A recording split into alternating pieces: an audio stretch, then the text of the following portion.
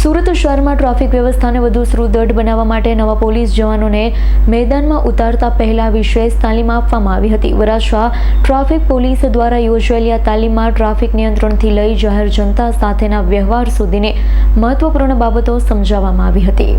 સુરત શહેર પોલીસ કમિશનરના આદેશથી traffic sector 2 region 1 circle 2 Varachha traffic police દ્વારા પોલીસમાં નવી ભરતી થયેલા જવાનોને ટ્રાફિક મેનેજમેન્ટની વિશેષ તાલીમ આપવામાં આવી હતી। પીએસઆઈ જીકે રાઠોડ જવાનોને શહેરના વ્યસ્ત વિસ્તારોમાં ટ્રાફિક કેવી રીતે નિયંત્રણ કરવું, વાહન ચાલકો પાસે ટ્રાફિક નિયમોનું પાલન કેવી રીતે કરાવવું, નાગરિકો સાથે શિસ્તબદ્ધ તથા જવાબદાર વર્તન કેવી રીતે રાખવું તે અંગે માર્ગદર્શન આપ્યું। વરાછા વિસ્તારમાં દરરોજ મોટી સંખ્યામાં વાહન વ્યવહાર રહેતો હોવાથી ટ્રાફિક જામ ન સર્જાય અને વાહનોની અવરજવર સરળતાથી ચાલુ રહે તે માટે વધુ પોલીસ જવાનોને મેદાનમાં તૈનાત કરવામાં આવ્યા। તાલીમનો મુખ્ય હેતુ સુરત શહેરમાં સુરક્ષિત, સુવ્યવસ્થિત અને અસરકારક ટ્રાફિક વ્યવસ્થા જાળવી રાખવાનો છે।